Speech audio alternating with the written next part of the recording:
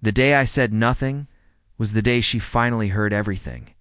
It was the second Sunday of the month, Cypress Hollow Day. That meant Juliana's parents' place. Red brick walls and trimmed hedges lining every square yard like a gated dream someone else sold you. The whole suburb looked like it had been ordered off a high-end real estate catalog.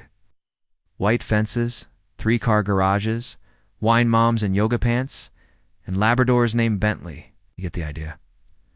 Her father stood at the grill like he was hosting his own backyard episode of Grill Kings, tongs in hand, apron ironed, crisp, chest puffed out as if burning a hot dog equated to conquering life.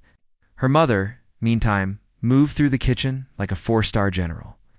No one touched the mashed potatoes unless she approved. No one spoke too loud unless it was her. The house was packed. Cousins, aunts, her sisters with their sparkle-socked kids. Laughter layered over passive-aggressive compliments. The kind of family gathering where everyone smiles too wide, drinks too much, and remembers every mistake you've ever made. I stayed near the edge. I always do. I've never had a problem with people, just the performances that come with them. I work from home, back-end developer, logistics firm. My days are code, quiet, and logic. In my world, silence is peace. In Juliana's world, silence was defiance. At 1 p.m., like some unspoken ritual, everyone sat around the polished wood table. I wore a gray button-down, clean, modest. Nothing flashy. But the moment I sat, Juliana glanced at me and smirked. Didn't know we were going to a funeral today. She said loud enough for half the table to hear, "It's just a shirt, Jules." She pierced her salad like it had offended her. Looks like it gave up halfway through being ironed. Her brother Marcus laughed hard, too hard. Slapped the table like he was at a comedy show. Her mom threw a half-hearted Juliana, ... crossed the room, but the warning was empty. I stayed quiet, ate my potatoes, ain't flinch. Then she pulled out the greatest hits. She leaned toward her aunt and said with a smile he works from home, which is code for wearing sweatpants on the couch all day. More laughter. Then the dagger. Genius with code, but don't ask him to change a light bulb. That line landed. The smug way she sipped her wine after like she'd just nailed. The punchline she'd rehearsed all week. It wasn't a joke. It was theater. I wasn't her partner. I was her prop. Her setup. Her routine. I excused myself to get tea. I didn't slam my chair. I didn't huff. My hands were steady. My breath even. But inside, something cracked. Not rage, not heartbreak. Just a quiet, clean fracture. I heard footsteps behind me. I expected. Juliana. But it was Maren, her cousin. Soft-spoken. Wore dark sweaters. She barely said 10 words all afternoon. She looked me in the eye and whispered, "You don't deserve that." I didn't answer. Then she said, quieter still, "Come upstairs." Just to breathe. It wasn't flirtation. It wasn't escape. It was a lifeline. Upstairs, away from the noise, the performance. The theater of dysfunction. I sat still and remembered. Remembered who Juliana used to be. Before the sharp words. Before the cruelty masked as humor. We met 6 years ago. Design. Expo downtown. Caleb, my buddy, had a spare pass.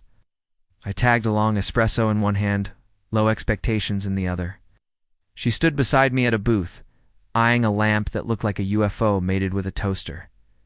"That thing looks like a satellite." Dish had an identity crisis, she said.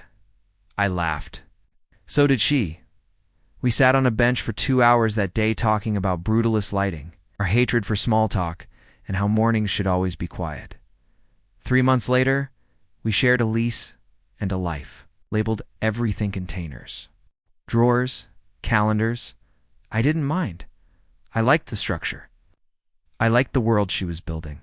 We got married at City Hall. She wore navy blue. Lunch afterward was at a Vietnamese place with plastic chopsticks and paper menus. No cameras, no drama, just us. Then we moved to Cypress Hollow. Her mom was getting sicker. It made sense.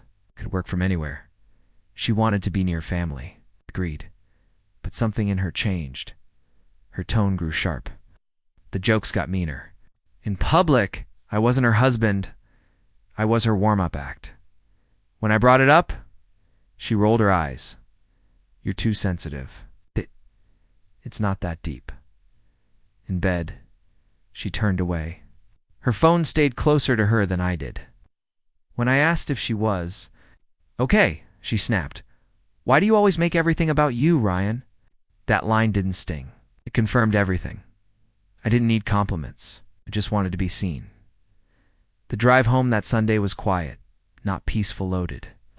She scrolled her phone the whole ride. At a red light, I finally said, "You." Didn't have to humiliate me back there. She didn't even look up. "What are you talking about?" The shirt, the couch jokes, the job jabs. She laughed. "It's my family. They don't care. I care." She glanced at me like I was the punchline again. Jesus, Ryan, lighten up. It was just a joke. I didn't answer, because that wasn't a conversation. It was dismissal. That night, she crawled into bed. Screen brightness high, no touch, no apology.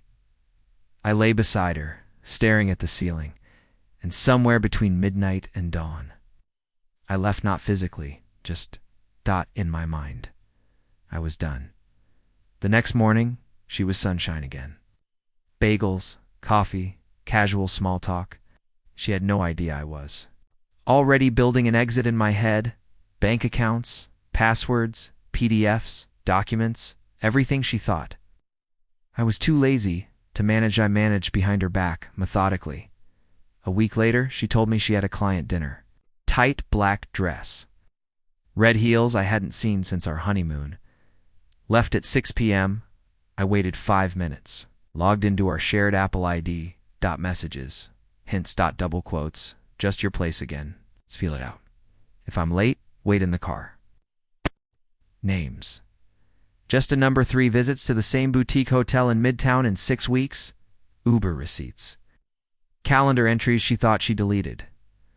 I wasn't surprised. I labeled the folder exit plan back_Juliana. Called a lawyer the next morning. Nia Grant. Sharp. Direct. No fluff. "You've already done the work," she said. Let's make it count. Access laws. Simple community property, unless one party strays. Guess which one did I open?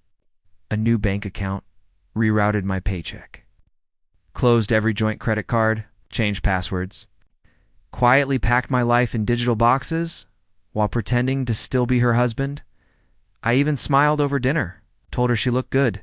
Let her believe she still had the upper hand. Meanwhile, Caleb offered me a job in Flagstaff.